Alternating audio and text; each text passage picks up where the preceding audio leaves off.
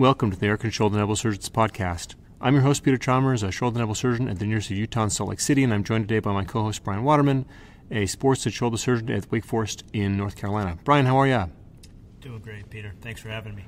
Before we get started, I should mention the views expressed in this podcast do not necessarily reflect the views of the American Shoulder and Elbow Surgeons Society, the University of Utah, Wake Forest University, and institutions, any of our guests. So today we are at ASES Specialty at the AAOS annual meeting in San Francisco, and we've invited a few authors on the podcast to discuss their papers. Each of them is going to come on and tell us a little bit about the project that they did, and then we're going to briefly discuss the implications and how it affects our practice going forward. So I hope you'll enjoy these interviews and that they'll give us a little bit of a taste of all the great things happening at Specialty Day. So I'm sitting here with Dr. Joaquin Sanchez-Sotelo from the Mayo Clinic, and he's here to talk to us about his paper, which is Effective Glenosphere Diameter and Lateralization in Primary Reverse Shoulder Arthroplasty, a Randomized Clinical Trial. Joaquin, welcome to the podcast. Thank you very much, Peter. Thank you for having me. So this is a great paper.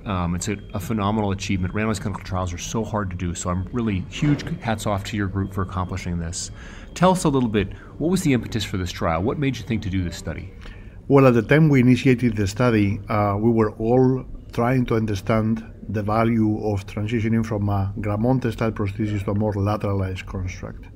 And the implant that I migrated to use had multiple lateralization options, and I really didn't know what was best for my patient. Also, pre-planning software seemed to indicate that more lateralization on a larger sphere would provide better outcomes, so we wanted to prove that in real-life orthopedics, so in patients, as opposed to in biomechanical studies or in computer simulations. Okay, so great question. So you used a 135 stem, it sounds like, so we're moving towards more anatomic. And then tell us then, what were the groups in your study? What did you randomize patients to? So we wanted a very clean study. So it's only primaries, only two surgeons, three diagnoses, either primary OA or caster arthropathy or an irreparable caster. The stem was always the same, 135 polyangle. We had four groups. Based on diameter, there is two diameters, 36 and 40 millimeters. Based on offset, each of those two can lateralize through the sphere either 2 millimeters or 6 millimeters. So in the end, we had four groups, 36 plus 2, 36 plus 6, 40 plus 2, and 40 plus 6. Okay, so those are your groups. What was your primary outcome variable in the study? It was actually a range of motion. So we powered the study so that we could find a degree of range of motion difference that would be clinically relevant. That's how we powered it. So I've tried to do this in the past too. What did you think was a clinically relevant difference in range of motion? Like, what number did you pick? We didn't know, so what we did is, because Mark Flanker had always video recorded his patients, we used his papers and his reported range of motion for a statistician to tell us, to find the difference that he found between pre-op and post-op. This would be the appropriate number of patients that you would find. Got it. So we used Mark Frankel's published, this is the difference between pre and post and reverse, to determine this is what would be clinically significant for difference between these two different Glenosphere groups. And also to power to see if we could actually find a difference in range of motion as a primary outcome. So how many total patients did you recruit then? We ended up recruiting 113. We were aiming for more, but the effect of COVID was massive for our recruiting efforts because patients didn't want to return in the COVID years. So we were able to finally enroll and follow properly 113 patients. So 113 patients, how long did you follow them for? Between 2 and 6 years. 2 and 6 years, so long-term follow-up. Medium-term follow-up. Well, long-term for range of motion, I guess I would say. Yes, for range of motion, totally, yeah. Did you have multiple range of motion time points? Did you find that changed between early and late in these patients? Yeah, so we analyzed range of motion at 1 and 2 years for the patients that had 2-year minimum follow-up, and then all the way up to 5 years for the ones that had 5 years.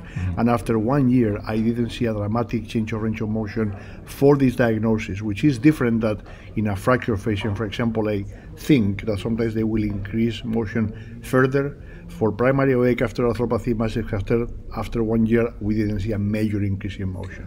So let's talk about the results. Did you see a difference between plus minus lateralization, bigger or larger glenosphere, and range of motion? So the answer is no, which as you and I know is frustrating when you try to power a study to hopefully find a difference. My hypothesis was that a 40 millimeter plus 6 would be best. I thought a bigger sphere, more lateralized, based on what everyone is saying, has to make a dramatic change in my outcome. And it didn't, which goes to tell you that A, we oversimplify our understanding for reverse arthroplasty because by changing one variable, probably you really cannot dramatically impact the outcome. And B, what we find in biomechanical studies or pre-planning software maybe doesn't fully translate in what patients can achieve clinically because of the scapula, which you are analyzing yourself very well, maybe soft tissue tension, maybe stiffness, and so on. Can I ask you now, one thing I know you did find is maybe there's a difference in complications. So what did you find on that front? It's interesting, two things that I learned is that today our complication rate with a well-done primary research is actually low. We only had 3 complications in 113 patients. Incredible. Of which one was a superficial infection. So 2 real complications. One patient dislocated, so under 1%. One patient had a loose glenoid. Interestingly, they all clustered in the 36 millimeter group, and I don't know exactly why. It may be because of fragility, maybe the study is so limited in terms of the numbers, despite being 113, that they all just they pooled in that group. But if you do p-values, the lateralized group, so if you combine 36 plexes and 40 plexes, they had a higher rate of complications in our study. But again, it's 2 out of 113, so I don't think it really reflects a difference in complications. So maybe statistically significant, but hard to really know if that actually clinically would matter because it's so few people. That's exactly right.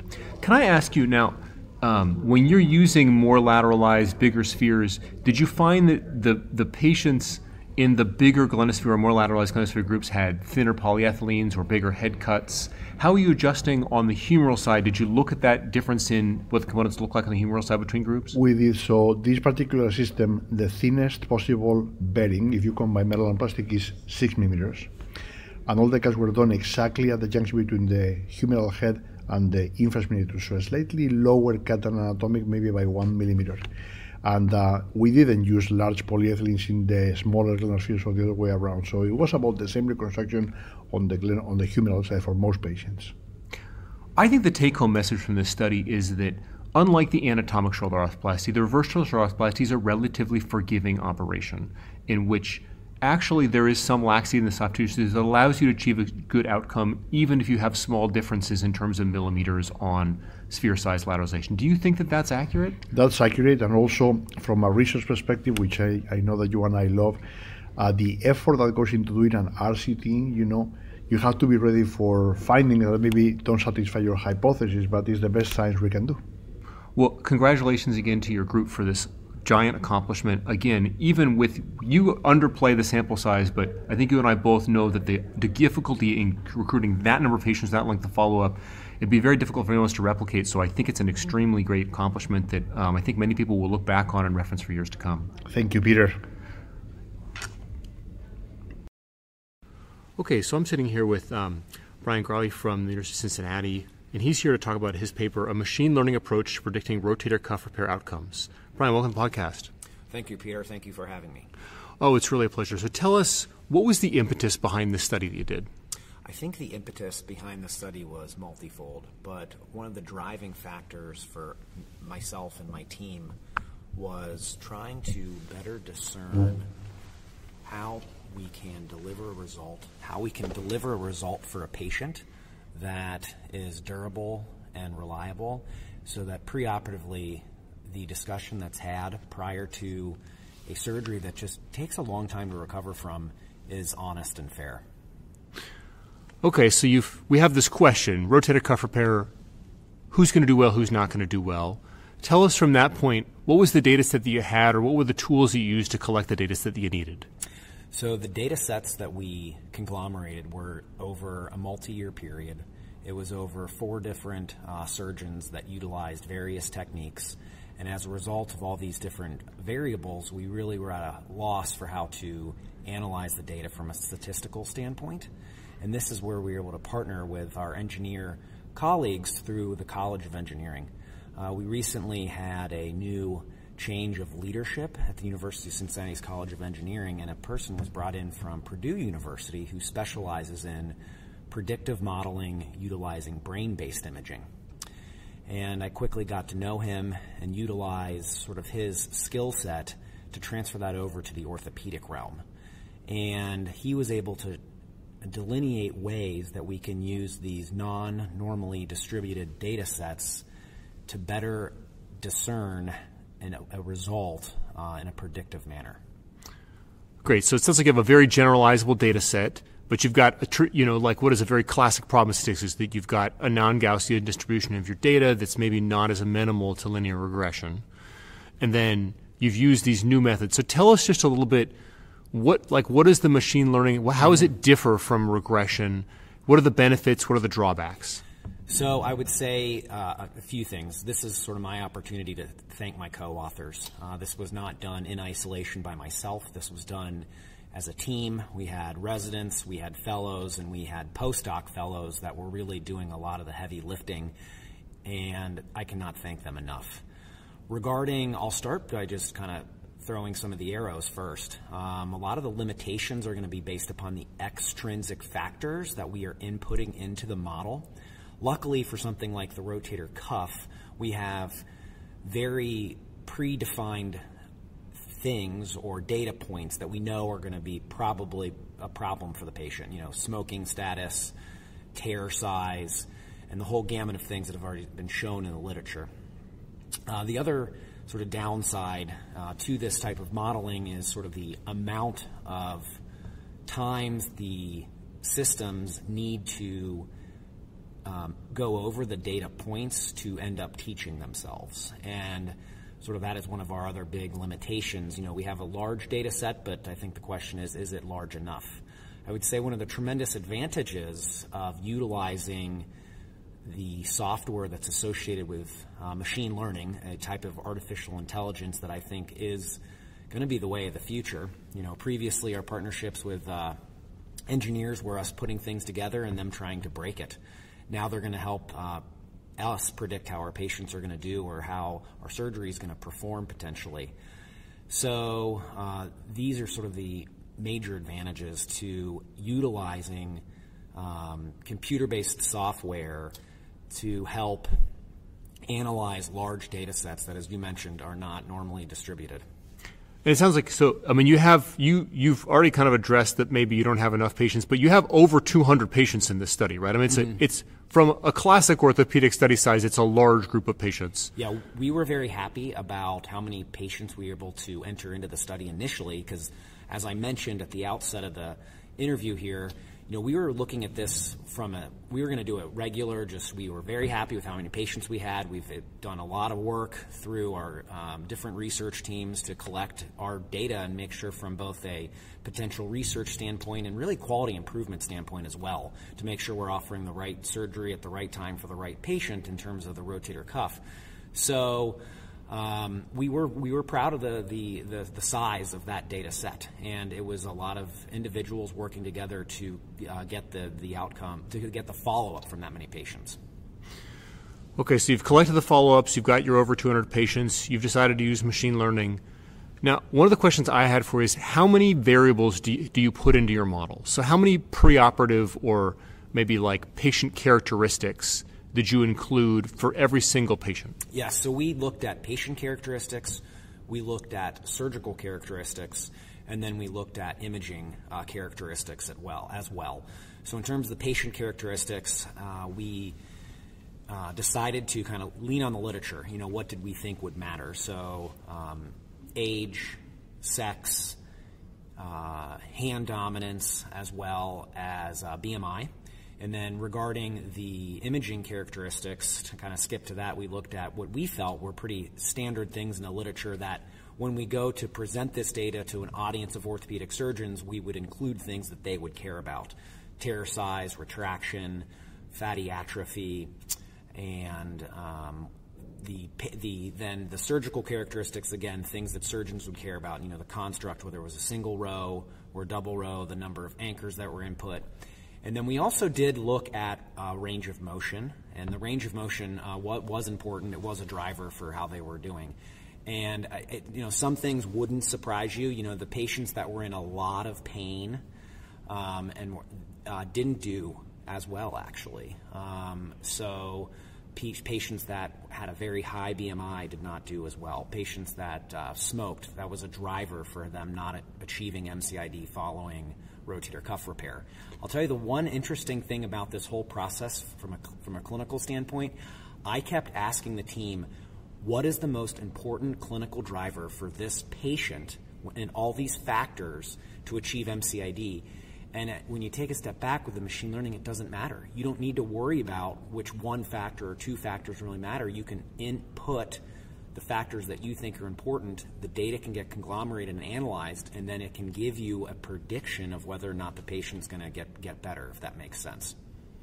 So it's kind of we usually think of what is the value of each one predictor. You're saying in this case it's more of a global picture. Exactly, and that it took a while for me, because with training and standard research protocols, we're always worried about, well, what's the most important thing, but it doesn't. That doesn't. You're kind of we're thinking about it a little bit differently than how the engineers would think about it when they're teaching us to use this software. Now, I understand you ran a bunch of different models. Yes. And then the thing that I thought was really cool about your presentation is then you kind of said, these are the shared characteristics that all the models identified. Mm-hmm. You've mentioned a couple already. So more pain before surgery means less likely the patient is going to do well. Less likely they're going to achieve MCID following repair, correct. Higher BMI, less likely they'll achieve. Yes.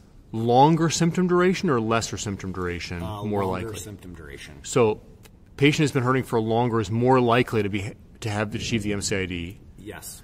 And then upper subscap tears, that was the one structural one, that's the actual tear characteristic. Is that better or worse? So you have a lower likelihood of achieving MCID if you have an upper border subscap tear on MRI. So what's interesting about that is probably over the years, intraoperatively, whether it's me or my partners, we have not paid close enough attention to the MRI, and my theory would be we are under repairing those, and that is why these patients aren't doing as well.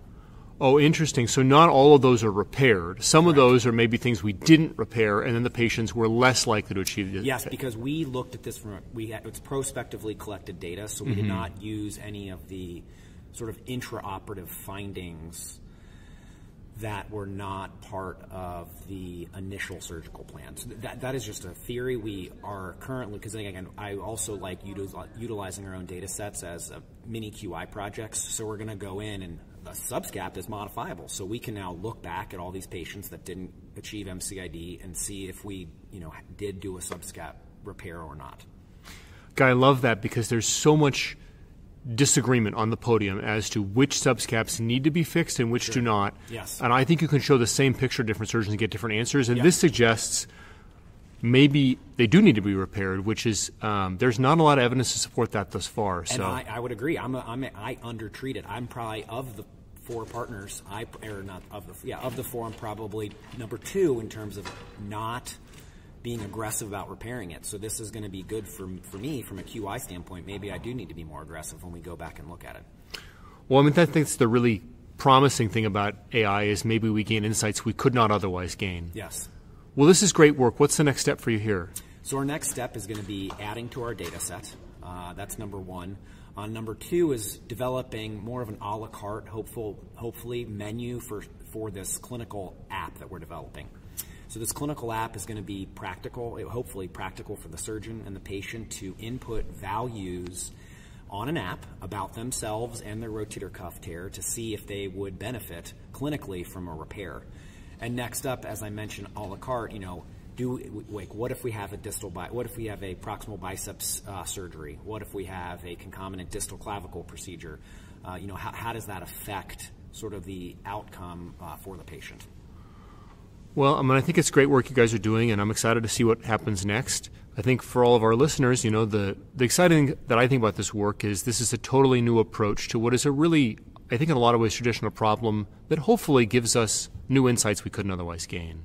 That is really where my eyes were opened. The insights that I have gained from a new method for how to, look at our own data has been really, I would almost say, refreshing and reinvigorating. Sometimes we're just, seeing a lot of patients in clinic, we're doing the same studies and just reviewing our data. And this is a very different approach that I think we are at the tip of, literally, I know it sounds cliche, the tip of the iceberg in allowing and embracing this technology to help us get our patients better. Well, thanks so much for coming on. I appreciate it. And safe travels home. Thank you. All right, so I'm sitting here today with John Wickman, who's a shoulder fellow at Washington University in St. Louis. He's presenting a project that he did with Chris Clifto at Duke. It contains data, it sounds like, from Chris Clifto and Armand Hatzidakis and Ben Sears in Denver. And of course, we're joined today by Brian Waterman, who's our new co-host that we're very excited about. So, John, welcome to the podcast. We're hoping you can talk to us about the paper you presented today for Specialty, Clinical Outcomes and Complications Following Modern Intramedullary Nails for Proximal Humerus Fractures, a Multicenter Analysis. Yeah, thanks for having me. I love the podcast, so I'm really excited to have this opportunity.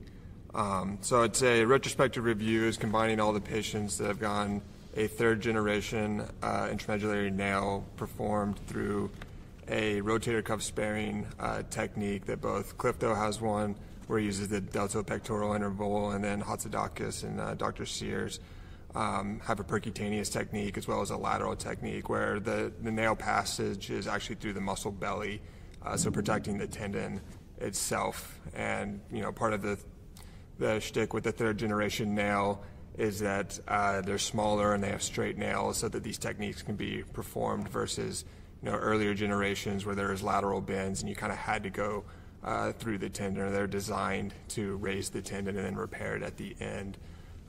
So looking at our cohorts, we had 90 patients. We broke them up by their near type. There's 38 two-part fractures, 34 three-part fractures, and 18 four-part fractures. And so really what we were looking at was their clinical outcomes in terms of patient-reported outcomes, range of motion, and pain scores, and then what do their complication profiles and reoperation rates look like. The populations looking at it, there was 74% female, average age of 63 years, ranged from 24 to 93. 83 were low energy mechanisms, and then the mean follow-up was a minimal of 1 year, but it ranged from 1 year to 10 years, basically. And so what we found is that the nails tend to do pretty well when you compare them to what's out there in the proximal humerus fracture literature. Mean range of motion across all nails was 133 degrees of forward flexion, 133 degrees of abduction, 50 degrees of external rotation. But if you looked at just the two-part fractures, it was significantly better. It was more in the 140 degrees for forward flexion and high 50s for external rotation. SANE scores, the mean SANE score is 79% across the whole group, but for just the two-part cohort is 89%, and then 74% when you looked at the three and four parts together. And then mean ASES was also relatively high at 78, and then two parts it was 86.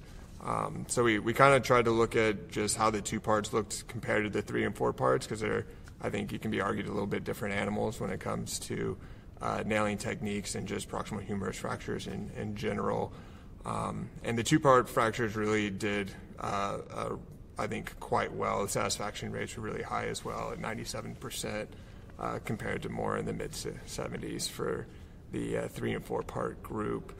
Of course, like any proximal humerus study, the complications are still there. We had 23 complications recorded.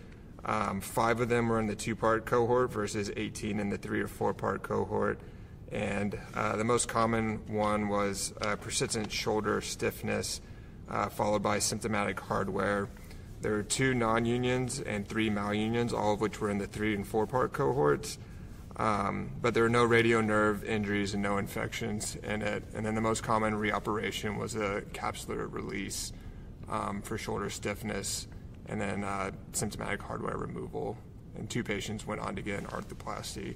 But it was kind of interesting, and I think this has been shown in quite a few studies looking at treatment of proximal humerus fractures, that despite the fact that bony union is, we're developing all these techniques to have more anatomic bony union and things to take care of the soft tissues and be more soft tissue friendly or protecting the rotator cuff, shoulder stiffness is still an issue following proximal humerus fractures. I think it just speaks to the soft tissue trauma that's kind of associated with these injuries. Seems like one of the main take-homes from your study is that two-part fractures definitely do better than three- and four-part fractures when it comes to intramedullary nailing. I mean, do you think that's reflective of the data? Yes, I would definitely agree. And I think that, I think you see that in other studies as well. Dr. Willow has published on his series of two-part fractures that he treated with the intramedullary nail, and we have pretty mirrored results that they really do very well with intramedullary nailing. And then the other thing I thought was very interesting is that is the stiffness aspect to it. So, I mean, did you feel like there's particular predictors for stiffness? Is that it sounds like from the way you're talking, you think it's more of a soft tissue issue, soft tissue damage that occurs at the time of the fracture, maybe less so than what's happening with the bone. Is it a rehab issue? Where is that coming from? I think it's difficult to say. It's definitely hard to spell out just with our data because it's 6 patients that had a capsular release, and when I look at them, they were all in the range of 50 to 60 years old. They were all low energy mechanisms. I believe 3 of them had a percutaneous approach, and the other 3 had open. So we didn't really have numbers to spell out what exactly is predicting this for them. But I think just anecdotally, in the proximal humerus fractures that I've been able to be a part of the surgery of, when you look at the amount of hemorrhagic trauma that is going on in the rotator cuffs and in the capsule and the tissues around it, and just by the fact that we are seeing a lot of studies where the radiographic markers for good bony union we're getting better and better at, but it doesn't really seem to be fully translating into at least the range of motion after surgery or preventing stiffness. So maybe it is the rehab portion, like as you were mentioning. So you're in a unique position here. I mean, you've I'm sure watched Jay Keener and Alex Salim and Ben Zmestowski do like absolutely beautiful reverses for fractures, and you've seen Chris Clifto do IM nail for 3-4 part fracture. In 6 months, this is going to be your own patient where you'll be on call and the ER will call you and say, we got a guy who fell down. What do you think is your preferred technique now with what you know? If there's a displaced 4-part fracture, do you think that the nail is going to be your go-to, or is there how do you decide, like, if the nail really is an option for 4 parts, who's a nail and who's a reverse? I think that's very difficult. I think I'm still definitely learning and developing that. I'm happy that I had exposure to both having understanding of how to do a well-done intramedullary nail and then also how to do a really good reverse, because I think both are good skill sets and good tools to have in my toolbox. I think if one thing I kind of took away from the proximal humerus fracture portion of today's talks, it's that we are still developing, our own ways of figuring out which ones are good to fix and which ones are good to replace. And it seems like bone density and using things like a deltoid tuberosity index to determine what exactly the quality of the bone you have there, if it's going to be amenable to fixing and things like that. So I think, if I think it's going to be fixable, I would like to work towards being able to do a 4-part fracture for nail. I wouldn't jump into that. I think it takes a long time to get that skill set. Probably start with just 2-part fractures. But I think it's a reasonable treatment option for those patients in the right hands. Yeah, great study, John. Who would you preferentially indicate for open reduction and internal fixation with a standard plate screw construct versus intramedullary nail? So I think that is totally in the hands of the surgeon, is what I take from reading the literature, that if you have this skill set and you've kind of developed the skill set of being able to treat it with an intramedullary nail, that Dr. Hatzidakis, Dr. Clifto, Dr. Sears, they are able to treat those patients with that.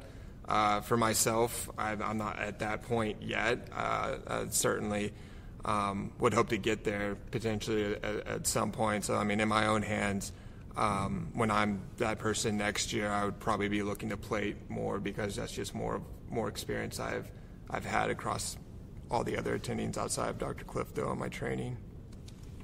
Do you have any common denominators on hardware removal? Were there certain screws or positions that were more prominent or symptomatic? Maybe help us walk through that part of your study. Sure. So we had, there's 4 patients that had screw removals, and then 2 patients that had a nail removal for symptomatic hardware. 2 of the patients for screw removals, they are in, is due to the proximity to the bicipital groove. For the nail removal, one was from a prominent nail, and one was because it went on to varus malunion, and they ended up taking the nail out because it basically became prominent after it collapsed.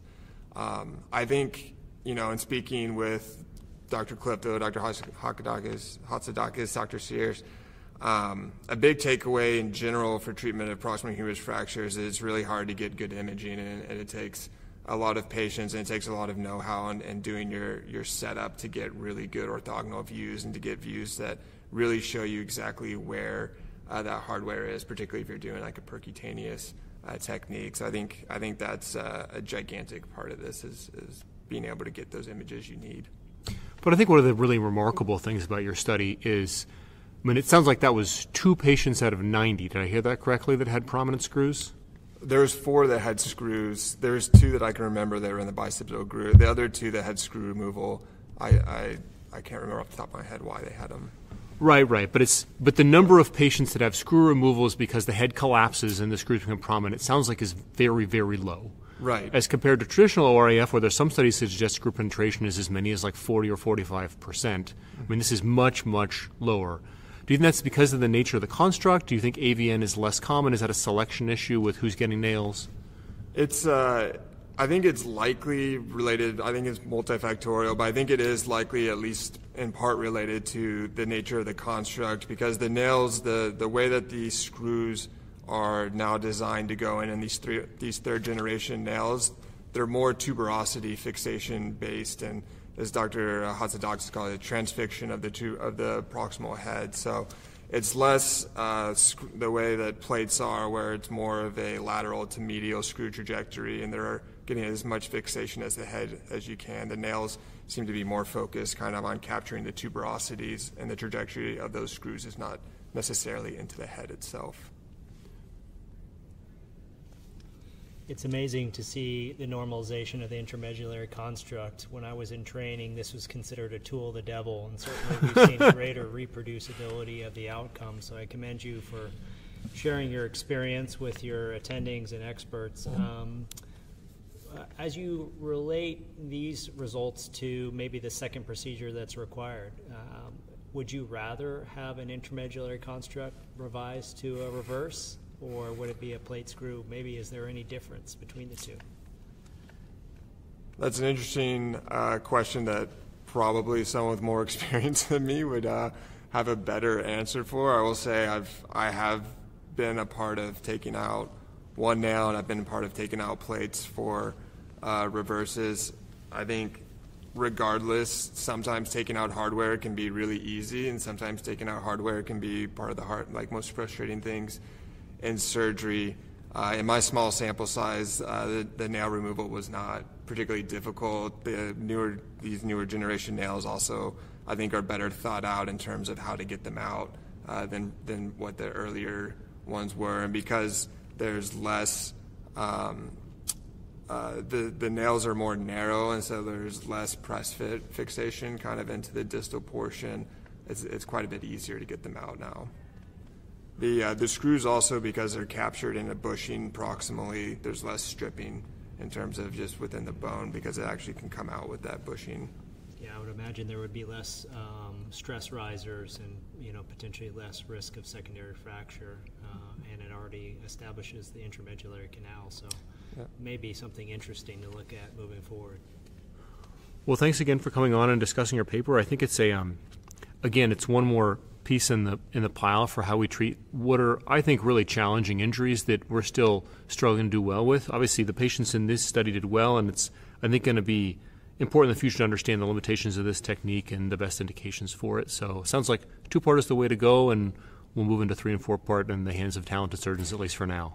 That's right. All right, great.